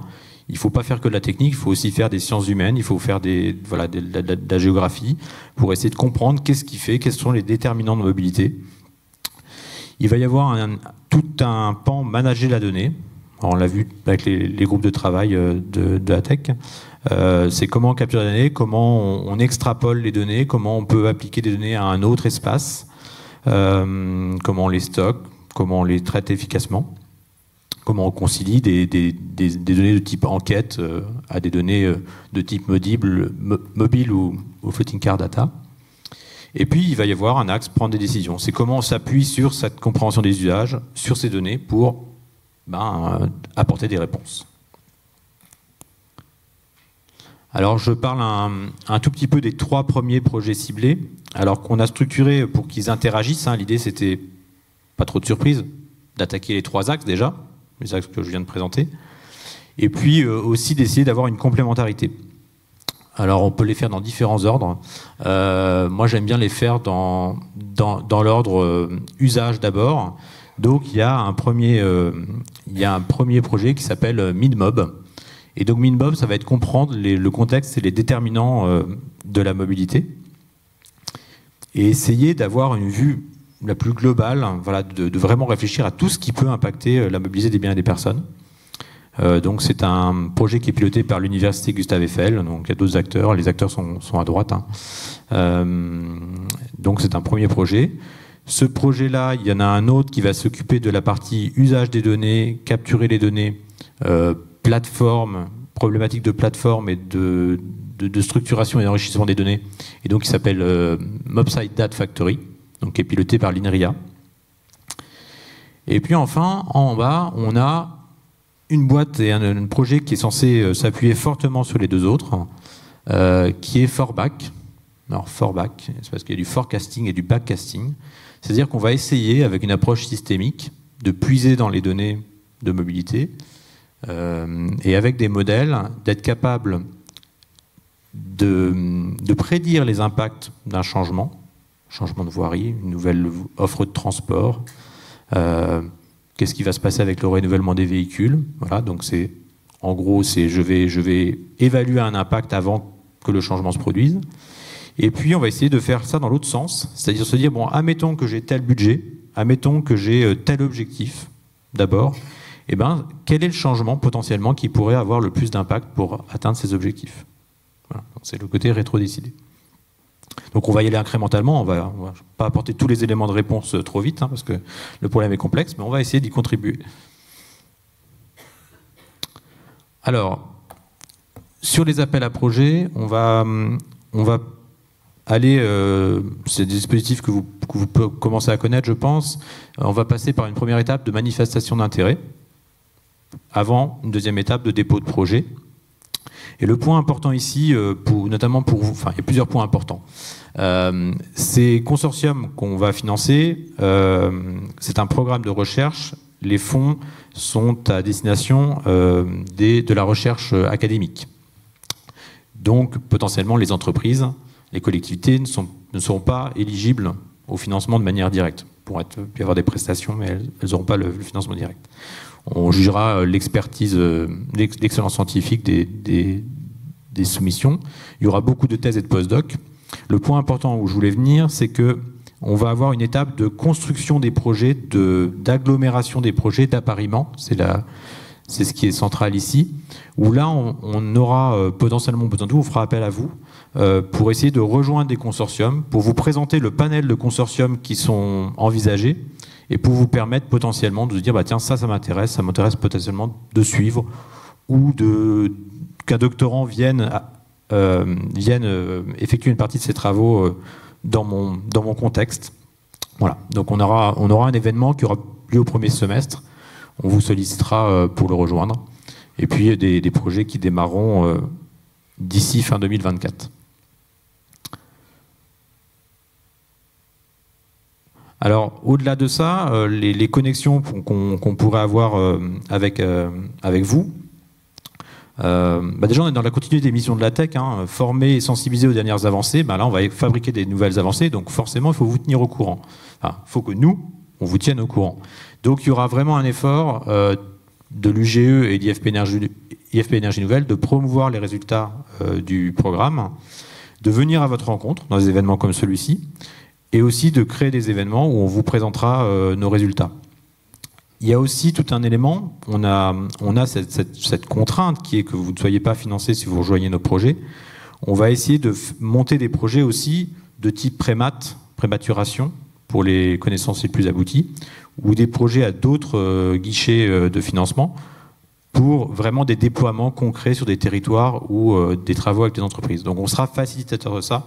Vous pourrez nous solliciter pour vous aider à mettre en pratique ce qu'on fabriquera. Voilà, je ne voulais pas prendre beaucoup plus de temps. Juste une dernière planche pour vous donner un peu. En fait, on travaille. Il y a 4 directeurs de programme, 2 directeurs IFP Énergie Nouvelle, 2 directeurs côté UGE, donc qui gèrent le pilotage scientifique du programme, et puis 2 chefs de projet dont je fais partie. Si vous avez accès aux présentations, vous pourrez, si vous avez envie d'avoir des renseignements ou si vous ne me croisez pas sur le salon, revenir vers les personnes qui gèrent les différents projets ciblés ou le programme. Voilà, merci beaucoup. Merci du temps que vous m'avez accordé.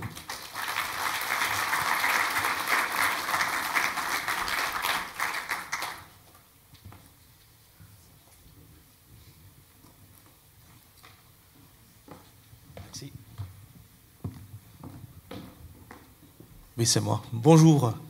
Je m'appelle Joost van Tomme, je suis néerlandophone, donc excusez-moi pour mon français, mais j'ai étudié à Poitiers, donc quand même, un peu de français, une très belle région. Je suis le PDG de RTCO ITS Europe depuis l'année passée, depuis 2022. Et donc avec Martial, on a une très bonne coopération aussi avec Benoît et l'équipe. Et merci de m'avoir invité aujourd'hui. Je suis le dernier speaker, donc je vais essayer d'aller vite. Mais quand même donner une petite perspective de RTCO ITS Europe, qu'est-ce qu'on fait, mais surtout, qu'est-ce que ça apporte pour vous en France. On essaie de rallier 8 secteurs, et dont vous êtes membres, certains d'entre vous, 8 secteurs de transport et de mobilité. On a été créé par la Commission européenne en 91, avec un focus sur l'innovation. Comme ici, innovation dans tous ses aspects. Aujourd'hui, c'est CCAM, donc Connected Cooperative and Automated Mobility. Ça peut être mobilité urbaine aussi, très à l'heure, mais aussi, par exemple, tout ce qui est logistique. Je n'ai pas encore entendu parler de la logistique, mais c'est très important, notamment l'échange de données et la fluidité de ce marché-là. Donc, on essaie de faire des ponts, de construire des ponts entre les différents secteurs avec nos 126 membres européens. On a aussi des coopérations évidemment très intensives et très intenses avec la Commission européenne, la DG Move, la DG Connect, DG Grow et DG RTD, donc ceux qui financent les projets européens, et surtout avec nos collègues des partnerships divers. Partnerships, en fait, c'est eux qui rédigent les calls, donc les appels d'offres, pour avoir des projets européens, notamment Modales, par exemple, un des projets qu'on a fait avec la CEREMA et autres, mais aussi pas mal d'autres sujets. Je suis très content aussi d'avoir le réseau des ITS nationaux, donc les associations nationales des ITS, dont vous, dont Martial et Benoît et l'équipe, avec qui on coopère très très bien d'une façon fluide pour échanger nos points de vue. Quand on parle de l'Estonie et quand on parle de l'Espagne, c'est deux mondes différents, mais c'est quand même beaucoup de sujets en commun. Et donc ce réseau de ITS nationaux est là pour justement coopérer mieux ensemble. Tout cela ici que vous voyez est très bien présent aujourd'hui, une partie quand même. Une première que je vais vous donner, c'est qu'on va commencer un travail dans tout ce qui est drone, tout ce qui est mobilité aérienne. Ce n'est pas les avions, ce n'est pas le sol, mais c'est juste au milieu. C'est un secteur, un segment innovatif quand même, avec pas mal de choses qu'on peut apprendre du trafic routier, notamment la connectivité, l'automatisation, tout cela, le U-Space, donc U-Space, ça veut dire Traffic Management, tout cela est aussi applicable pour le secteur aérien, pour les drones. Et donc, la micromobilité est un autre. On va créer un nouveau projet sur la micromobilité, très présent aussi à Paris, notamment aussi pour relier justement les bicyclettes, mais d'autres modes aussi, les steps, d'une façon avec un espace européen de mobilité, de data de mobilité. C'est un labyrinthe très très complexe, comme vous savez. Je ne vais pas répéter tout cela en détail, mais évidemment l'aspect innovant a été souligné, mais surtout l'aspect data. J'ai parlé de cela je crois qu'il y a un an ici, au même amphithéâtre, et on m'a demandé de focaliser sur ITS et CITS, donc Cooperative ITS, que vous voyez là dans la deuxième colonne. Et justement, on a une nouvelle directive européenne qui s'appelle une directive ITS, Intelligent Transport Systems. La France a été très active, la DG ITM et pas mal d'autres au niveau Conseil européen et les groupes de travail. Pas toujours facilitant dans certains pays, ça nécessite des investissements, ça nécessite des ressources et l'échange de données d'une façon dynamique, d'une façon automatisée, mais aussi d'une façon, je dirais, computer, donc au niveau programme de travail aussi. Le scope a été updaté, a été élargi de la directive, je vais revenir là-dessus. Il y a le déploiement mandatory, donc obligatoire de certaines données, notamment des données de trafic statique et dynamique, tout ça est assez nouveau. RTTI, ça s'appelle. Il y a aussi un rôle pour les NAPS, donc les points nationaux d'accès, dans la France ici. On gère chez Artico le projet NAPCOR, qui est en fait une fédération de tous ces points nationaux d'accès, pour avoir une fluidité plus intensive qu'aujourd'hui, parce qu'aujourd'hui, c'est quand même 27 États membres, plus le Royaume-Uni, ça fait 28, 27 qui ont chacun leur point national d'accès, et pas toujours avec des datas qui sont cohérents. Il n'y a parfois pas de métadata, donc c'est assez compliqué. Donc aujourd'hui, on essaie de rallier cela, avoir une mutualisation et surtout une harmonisation de cela. On n'est pas encore là, mais de petits pas, on y arrive. Et le scope a été élargi aussi au niveau géographique. Ce n'est pas simplement les corridors TEN-T, donc Trans-European Network, donc allant du nord vers le sud ou de l'est à l'ouest, mais aussi les points nationaux urbains, par exemple, les points urbains qui deviennent de plus en plus importants, dont Paris, par exemple, qui sont aussi là avec des nouvelles obligations pour échanger les données. La Commission européenne peut aussi adopter des mesures intérim, emergency, quand il y a des problèmes de cybersécurité, malheureusement ça arrive, mais aussi d'autres types de problèmes. Le rôle de CITS a été défini pour une Commission européenne pour devenir le Credential Manager, ça veut dire tout ce qui est la sécurité et la sûreté des données entre véhicules et entre infrastructures et véhicules.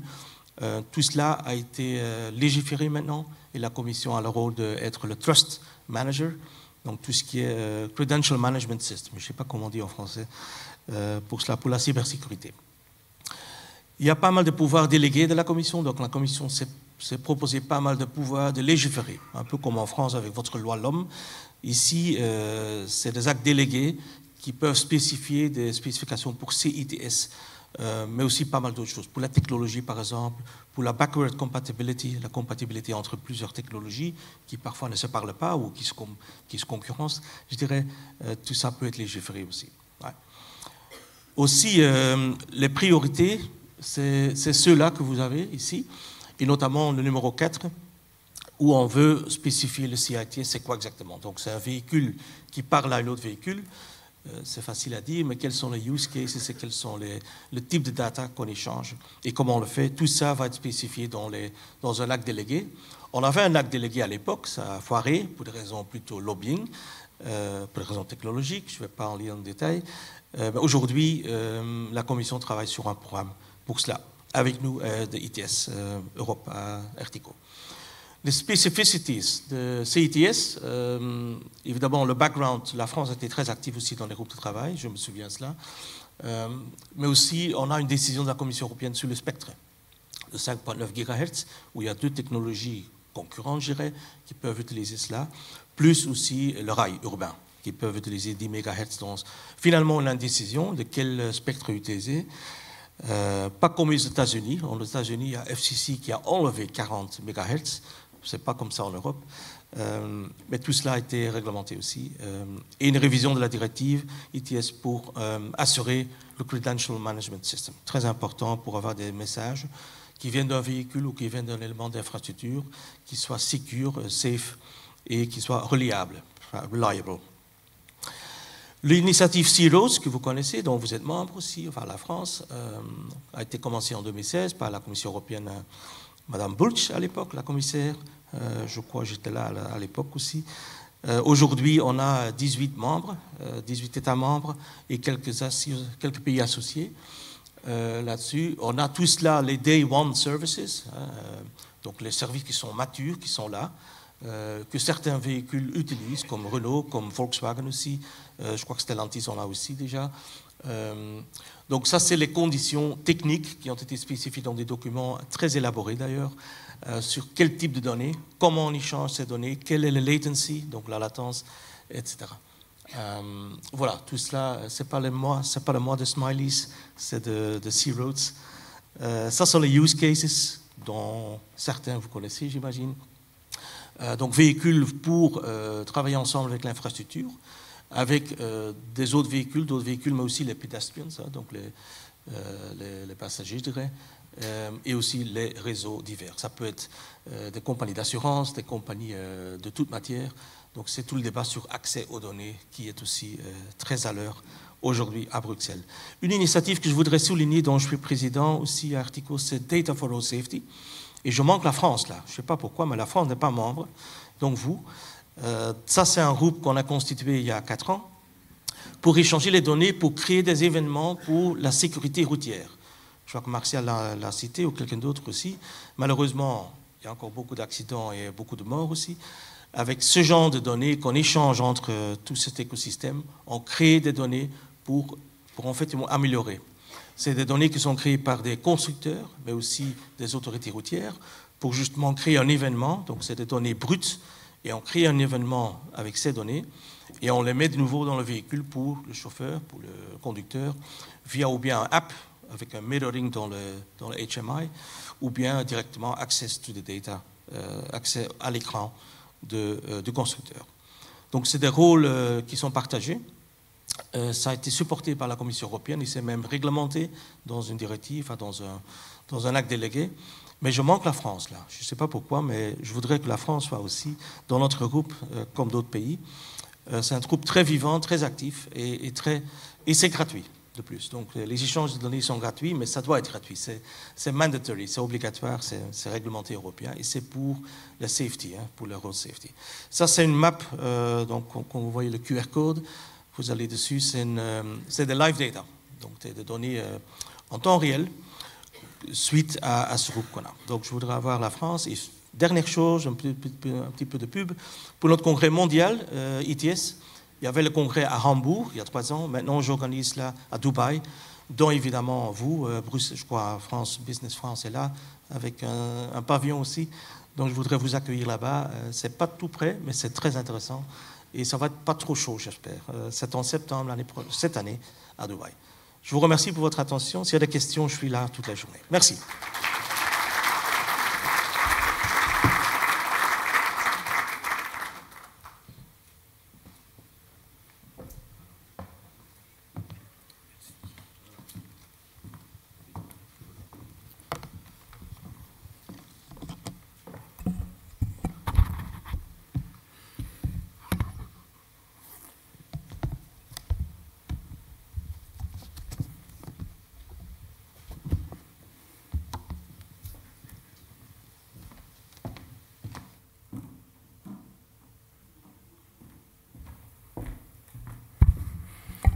Donc, bonjour à nouveau. Tout d'abord, je voulais dire un grand merci aux orateurs qui m'ont précédé et qui me permettent justement de présenter maintenant le projet de la TEC pour 2030. Soyons ambitieux. Alors, je vous propose de faire un petit voyage avec moi pendant 15 minutes avant de procéder à l'ouverture officielle de notre congrès. Bon, créé il y a 50 ans, la TEC est devenue en 2000 la TEC ITS France, la TEC qui rassemble les acteurs de la mobilité dite intelligente. Et pour reprendre les propos de Luc Julia sur l'intelligence artificielle, est-ce que cette mobilité intelligente existe réellement ou n'est-elle qu'artificielle? Alors, je vais tenter d'y répondre en vous présentant où nous en sommes aujourd'hui, où nous souhaitons aller, pourquoi, et comment nous y allons et avec qui. On l'a dit, et les orateurs précédents l'ont dit plusieurs fois, la mobilité est un bien essentiel pour tous, et les défis à relever pour assurer cette mobilité, réduire notre empreinte carbone, réduire notre consommation énergétique et faire face aux aléas de toute nature sont nombreux. Les technologies, le numérique en particulier, peuvent aider à relever ces défis, comme cela a été démontré dans les travaux présentés. Technologie, données numériques, oui, mais à condition qu'elles soient utilisées à bon escient et de fait de façon intelligente, d'où mobilité intelligente. Bon, ce n'était pas tout à fait l'origine du terme, mais déjà c'était plutôt sur l'information. Alors, de nombreuses initiatives sont déjà prises par vous, les acteurs de la mobilité, mais il n'y a pas de solution unique pour répondre à tous les défis, et une approche systémique qui implique la coopération entre tous les acteurs concernés, donc vous, est indispensable. Et votre association est un parfait exemple, sans oublier nos partenaires. Dans notre monde en profonde transformation, les mobilités intelligentes vont donc, comme jamais auparavant, jouer un rôle essentiel dans les mutations qui sont à l'œuvre. Que ce soit d'un point de vue industriel, économique, social, environnemental, de l'urbanisme à l'aménagement du territoire, en allant même jusqu'à la géopolitique, les mobilités revêtent une importance stratégique sur tous ces plans. Gardons toujours en tête que les mobilités pèsent lourd dans le bilan carbone du pays. 30% des émissions, dont 16% pour la seule voiture individuelle.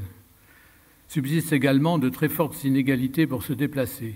Et n'oublions jamais que la mobilité concerne des enjeux cruciaux d'équité, de cohésion sociale et territoriale.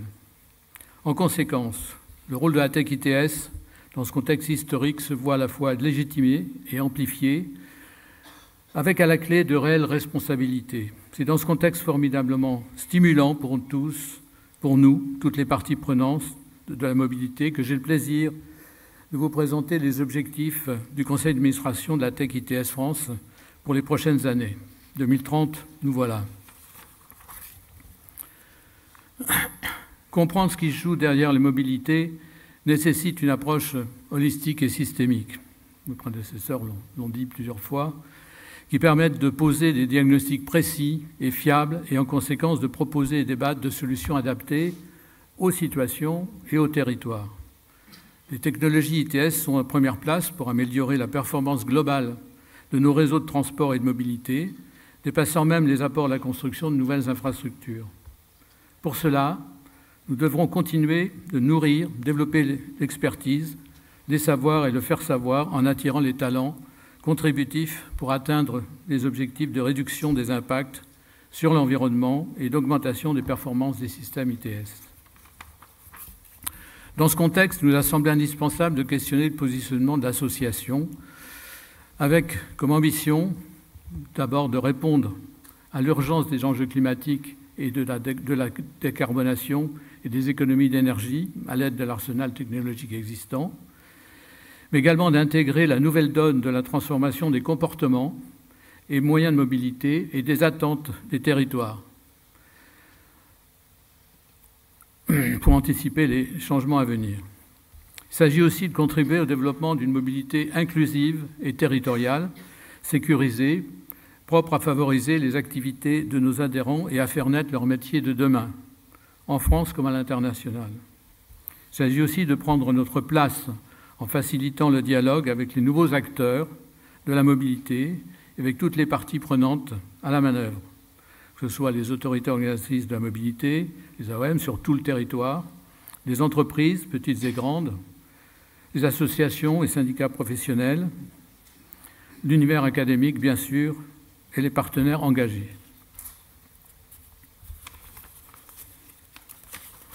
Ces actions doivent en effet permettre, avec la technologie et le numérique, de répondre aux grands enjeux de la mobilité d'aujourd'hui et de demain. Alors, ces grands enjeux sont d'abord la compétitivité et l'emploi, qu'il s'agisse du transport de marchandises ou des besoins des usagers, la mobilité joue un rôle central. Là, je ne vous apprends rien. Les livraisons just in time pour les marchandises, les trajets domicile-travail, l'accès à l'emploi pour les personnes sont des sujets très, très importants. Deuxièmement, la baisse des émissions de gaz à effet de serre, la décarbonation de la mobilité, sobriété énergétique, accroissement de l'utilisation des sources d'énergie décarbonées. Et surtout aussi une mobilité inclusive, qu'il s'agisse des personnes à mobilité réduite ou des territoires moins bien desservis en moyens de transport.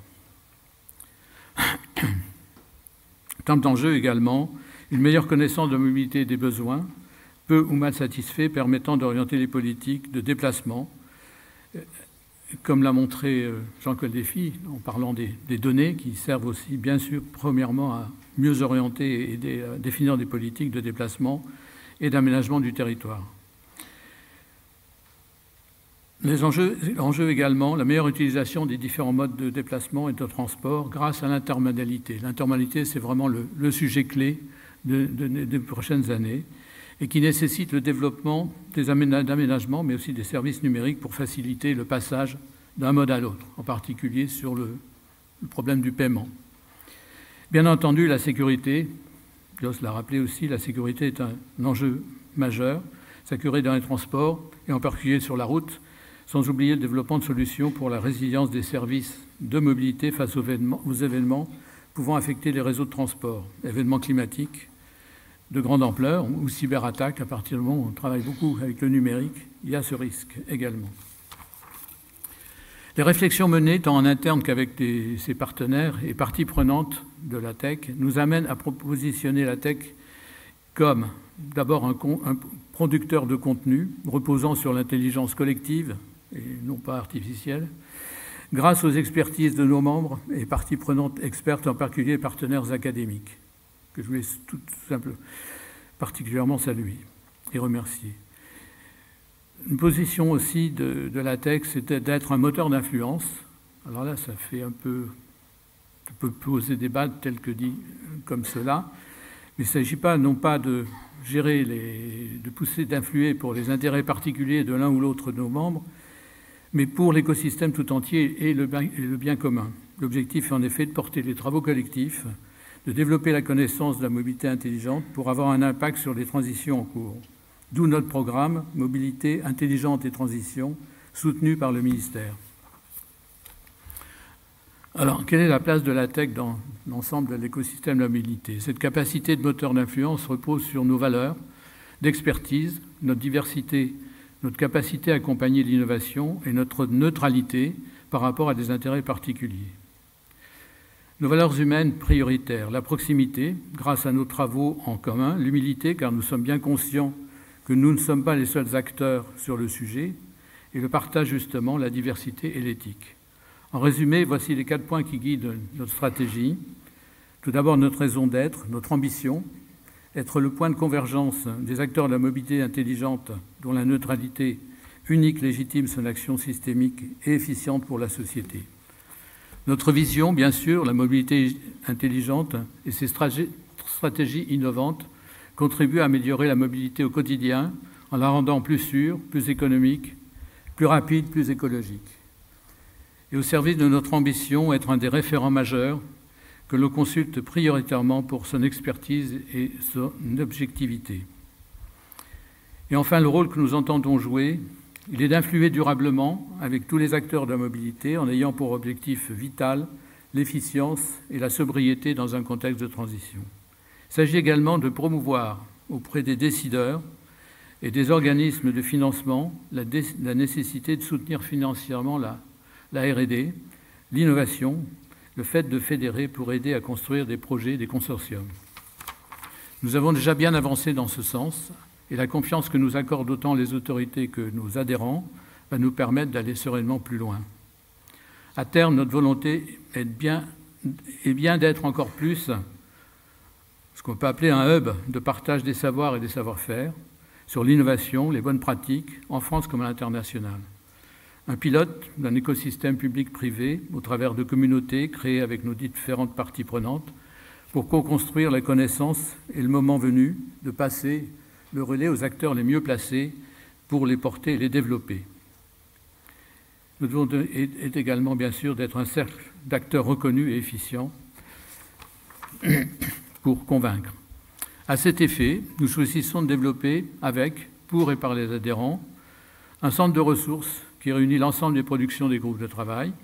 Vous avez eu un exemple avec la présentation de Jean Goldéfi. Un centre de veille et d'information sur les sujets de la mobilité, appel à projets, évolution réglementaire, contribution, relais des agendas locaux, nationaux, européens, internationaux, de vos différentes initiatives, et une communauté d'experts reconnus sur les mobilités intelligentes.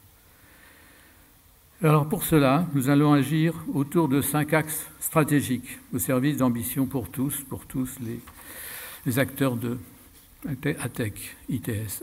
Le premier de ces axes, c'est clairement celui de notre gouvernance. L'évolution principale, c'est la simplification de nos statuts, que nous avons entreprise l'an dernier, la création d'un comité d'orientation scientifique, COS, qui va définir et mettre en œuvre la stratégie de positionnement scientifique à court et moyen terme de la ATEC ITS France. C'est Roger Pagny, qui est présent, vice-président des affaires scientifiques, ici présent, qui présidera ce COS avec une réunion de lancement le 1er février.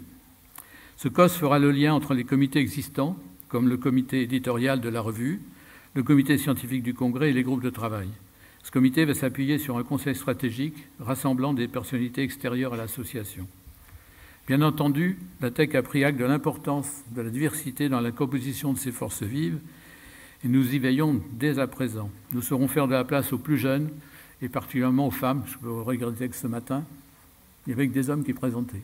Désolé, on fera mieux. Le deuxième axe, c'est celui d'affiner notre rôle de producteur de connaissances. La TEC ITS France développe un programme de feuille de route ambitieux que nous permet le très fort soutien du ministère des Transports et de la DGITM. Et sur ce programme de feuille de route, je voudrais remercier particulièrement Jean Goldéfi, qui est notre directeur des programmes et qui est à la manœuvre. La qualité du travail est unanimement reconnue et encore soulignée par le DGITM lors de nos 50 ans, nous incite à suivre avec la plus grande vigilance la manière dont les contenus en accès libre sont conçus, édités, diffusés et partagés. Et disponibles rapidement, je dois l'avouer. C'est la mission du responsable du suivi des groupes de travail, Olivier Néau, qui doit être par là également, récemment nommé ici présent, et qui a bien pour objectif de favoriser l'investissement de chacun des adhérents, individuellement et collectivement, dans les groupes de travail. Le troisième axe, c'est de faire savoir et de porter publiquement cette connaissance. Notre objectif est bien de mettre en avant les travaux de l'association, de faire en sorte que les livrables ne soient pas posés sur l'étagère l'encre à peine sèche, mais soient partagés le plus largement possible auprès de tout l'écosystème et ses parties prenantes. Les associations d'élus et les directions des services concernés, mobilité, transport, voirie selon le cas, un effort particulier sera entrepris pour viser 3 cibles. Les start-up, les jeunes entreprises, en coopération avec l'Agence pour l'innovation dans les transports, et aussi les fonds d'investissement dédiés, dont la BPI. Les jeunes chercheuses et chercheurs, doctorantes et doctorants, grâce à un renforcement de coopération avec le monde universitaire, et sans oublier les relais d'opinion, notamment la presse et les blogueurs. Nous envisageons également, en plus de notre newsletter, que vous recevez régulièrement, la mise en place d'un centre d'information à destination de nos membres sous la forme d'un extranet. Le quatrième axe nous oblige. Il s'agit d'enrichir et consolider les partenariats pour être plus forts ensemble. Nous sommes ici tous concernés par les défis à relever, que j'ai présenté dans mon introduction, il est clair que nos intérêts du faire ensemble sont réciproques. Nos parties prenantes sont aussi les vôtres. Cette réciprocité nous engage, certes, mais elle peut aussi nous inciter à venir vous rencontrer pour partager vos ambitions, sachant que c'est le bien commun qui nous anime. Le cinquième et dernier axe, c'est d'animer les forces vives de la tech, vous, tous nos adhérents. Notre mission est aussi de faire en sorte de faciliter les échanges directs entre les adhérents et de contribuer au développement et à la notoriété des activités de chacun et des projets communs. Dans cet esprit, nous allons faire évoluer nos outils de communication destinés à la communauté ITS française et notamment prochainement doter l'association d'une application mobile dédiée. C'est bien le partage d'expériences et de connaissances qui fait la richesse des travaux de l'association.